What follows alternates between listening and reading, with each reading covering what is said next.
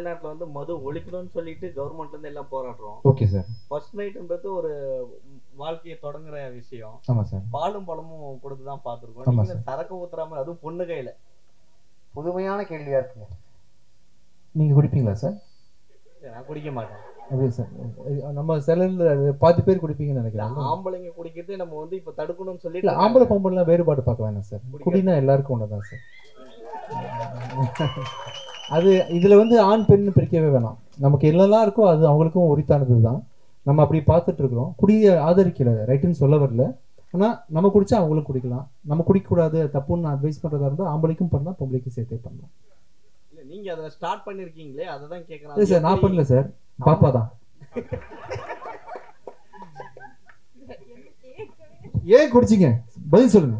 இல்ல இப்போ IT field வந்ததுல இருந்து பெண்கள் இப்படிதான் இருக்காங்கன்ற மாதிரி காட்டுறீங்களா? இப்ப என்ன சார் ஐடி ஃபீல்டு வந்ததுக்கு பிறகு இது போஸ்டர் டீகோடிங் மாதிரி இருக்கு. நம்ம அடுத்த கேள்விக்கு போனா ரொம்ப நல்லா இருக்கும். அப்படி இல்லை சார், ரொம்ப நாளாவே குடின்றது இருக்கு சார். நம்ம ஊர்ல சாரான்ற பெயர்ல குடிச்சிட்டு இருந்தோம்.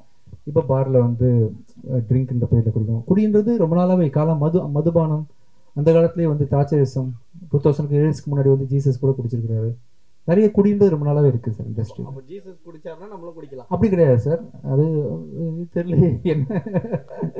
அப்படி கிடையாது. சோமபானம்னு ஒண்ணு நம்ம ராஜராஜ சோழன் ராஜேந்திர சோழன் டைம்ல கூட இருந்திருக்குன்னு நினைக்கிறேன். ஆக்சுவலா நம்ம புராணங்கள்ல படிச்சு வச்சு சொல்றேன். குடின்றது ரொம்ப நாளாவே இருக்கு. அது இப்ப பேர் மாறுது. மெக்டொனால்ட்ஸ் என்ன கிங்ஃபிஷர்னு பேர் மாறி இருக்கு. அப்போ வந்து சோமபானம்னு வெறுமனே சிம்பிளா அழைச்சிட்டு இருந்தாங்க. நீங்க குடிச்சது என்ன பிராண்டுன்னு கேக்குறாங்க. Yes sir. அதே போல பத்திரிகையாளர்கள் வந்து கிசுகிசு கேட்டீங்க. பத்திரிகையாளர்கள் கிசுகிசு எழுதுறது தான் இருக்காங்களா? அப்படி கிடையாது சார். சும்மா நீங்க பத்திரிகையாளர் கேட்டீங்களா? அதுக்காக கேட்கிறோம். ஒருத்தருடைய வெளியே புகஞ்சாதான் அது வந்து தெரியும். வெளியில புகையத்துக்கு முன்னாடி யாருமே அதை தொட மாட்டாங்க, டச் இருக்காது. விஜயாண்டன் சார் சைட்ல இருந்து ஏதோ புகையுது அப்படின்னா மட்டும்தான் அது கிளம்பும் பூதமா. அப்படி கிடையாது சார். இப்போ நான் இந்த வரைக்கும் எந்த புகைச்சலுமே இல்லாமல் என்னை தூக்கி பெரிய உயரத்தில் வச்சிருக்கிறீங்க. நான் சின்ன வயசுல ஒரு டிவி ஆட் ஒன்று பார்த்தேன். ரோட்ல வந்து ஒரு பேம்ப்ளேட் ஒருத்தர் சின்ன ப்ரோஷர் மாதிரி கொடுத்துருந்தாங்க ஸ்கூல் பசங்க எல்லாமே. ஒரு டீச்சர் வந்து இப்படி கொடுக்காதீங்க, அது நீங்கள் கசக்கி கொடுங்க, அப்போதான் விரிச்சு படிப்பாங்கன்ற மாதிரி நீங்கள் கூட பார்த்துருப்பீங்க. அந்த மாதிரி பொதுமக்கள் நீங்கள் அப்படி பண்ணல. பொதுமக்களுக்கு வந்து சின்ன ஒரு பிரச்சனை அப்படின்னா ஈஸியாக நார்மல் விஷயத்தை நீங்கள் சொல்கிறத காட்டிலும் அதில் ஏதாவது சின்ன குதர்க்கமாக நீங்கள் ஒரு வார்த்தை எழுதுனீங்கன்னா அது டக்குன்னு ஈஸியாக ரீச் ஆகுதுன்றதுக்காக எங்களை ப்ரொமோட் பண்ணுறதுக்காக நீங்கள் கஷ்டப்பட்டு சம்டைம் கிசுகிசு எழுதுவீங்க. உங்களை தப்பாக சொல்லல, நீங்கள் நல்லது தான் பண்ணுறீங்க. இப்போ இந்த வீடியோ வைரல் வீடியோ தான் கண்டிப்பாக. அதே போல நம்ம சாங்ல கூட ஒரு டைலாக் அந்த இது பார்த்துருப்பீங்க. பொண்ணுங்களை வந்து சாமியே வந்து இது பண்ணா அவங்களுக்கே சனி பிடிக்கும் கடவுளுக்கே அப்படின்ற மாதிரி. பொண்ணுங்களோட சண்டை போட்டா கடவுளுக்கே சனி பிடிக்கும் தெளிவா மாதிரி நீங்க சொல்லிருப்பீங்க. பொண்ணுங்களோட சண்டை வச்சா கடவுளுக்கே சனி. ஆமா சார். பெண்களை வந்து அந்த இடத்துல வைக்கணும், தாய்மார்களை ஈஸியா எடுத்துக்கூடாது, சண்டை போட்டீங்கன்னா நீங்க காலி அப்படின்னு பெண்களை உயர்த்தி பேசியிருக்கோம் சார். கடவுளுக்கே அந்த நிலைமை தான். ஆமா சார், பெண்கள்கிட்ட நீங்க ஜாக்கிரதையா இருக்கணும். எல்லாரும் கை தட்டிட்டாங்க. சூப்பர்.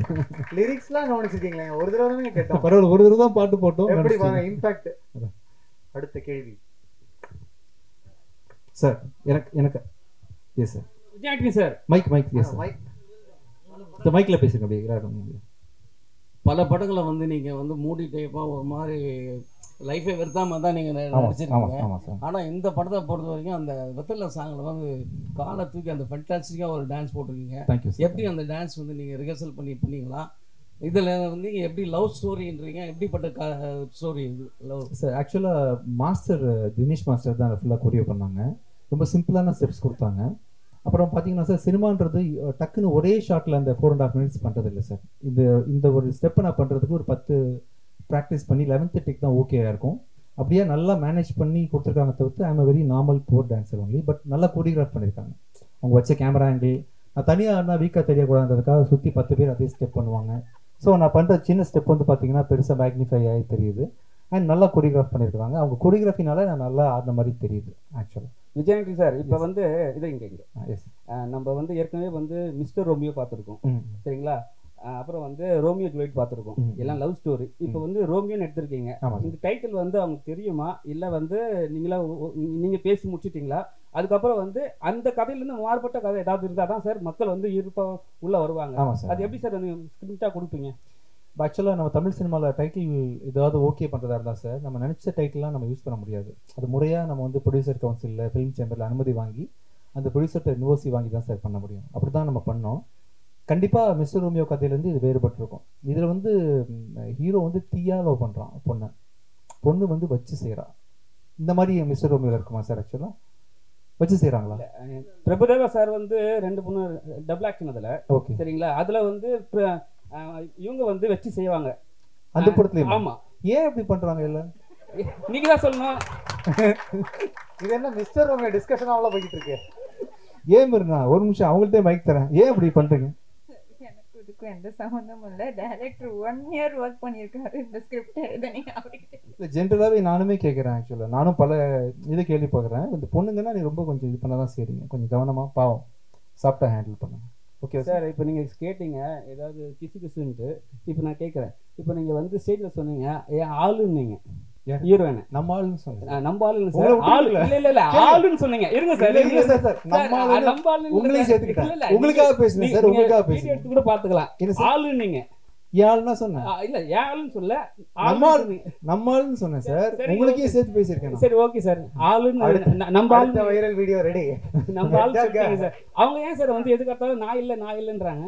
எனக்கும் அதான் சார் ஷூட்டிங் ஆரம்பத்துல இருந்து கேட்குறேன். நான் உரிமையா பேசுறேன், அன்பா பேசுறேன். ஏன் ரெஸ்பான்ஸ் வர மாட்டேங்குது? நான் அன்பா தானே சார் பேசினேன். நான் எனக்கு கொஸ்டினே கேட்கல. இல்லை அவங்க என்ன கேட்குறாங்க, ஹீரோ வளைஞ்சு வராரு, அன்பா பேசுறாரு, நீங்க ரியாக்ஷன் கம்மியா கொடுக்குறீங்கன்னு கேட்குறாங்க. ஏன் அப்படிதான் ரியாக்ஷன் கம்மி பண்ணி கொடுக்க சொன்னாங்க. டைரக்டர் மைக் கொடுங்க. டைரக்டர் சார், அப்புறம் உங்களுக்கு ஒரு கொஸ்டின். நீங்கள் ஸ்டேஜில் சொன்னீங்க தலைவாசல் விஜய் சார்லாம் வந்து ரொம்ப பெரிய ஆள், அவங்க சொல்கிறத நம்ம கேட்கணும். Sir, one good success for creator வந்து பெரிய விஷயங்களுக்கு நிறைய பண்ணணும்னு ஆசை வரும்ல சார். ஸோ ஓஜி வைப்புக்கு ஒரு மிகப்பெரிய வைப்பு கிடைச்சிருக்கு. ஒன்ஸ் அகைன் உங்களோட சாங்ஸ். தேங்க்யூ. நெக்ஸ்ட் பேங்க்லாம் கிரியேட் பண்ணுறதுக்கு ஏதாவது பிளான்ஸ்லாம் இருக்கா சார்? நெக்ஸ்ட் புது பாடல்களாக இன்னும் நிறைய பண்ணுறதுக்கு கொஞ்சம் ரீசெண்டாக நடிப்புலையும் எடிட்டிங்லேயும் கொஞ்சம் ஃபோக்கஸ் பண்ண ஆரம்பிச்சிட்டேன். என் மியூசிக்கு இப்படி ரெஸ்பான்ஸ் இருக்கும், லைவ் கான்சர்ட்லாம் இவ்வளோ வைப் பண்ணுவாங்கலாம் ரீசெண்டாக எக்ஸ்பீரியன்ஸ் பண்ணுறேன். இதை பார்த்ததுக்கப்புறம் திருப்பி ஏதாவது வருஷத்துக்கு ஒரு படத்துக்காக மியூசிக் பண்ணணும்னு நான் சீரியஸாக எடுத்துக்கிறேன்.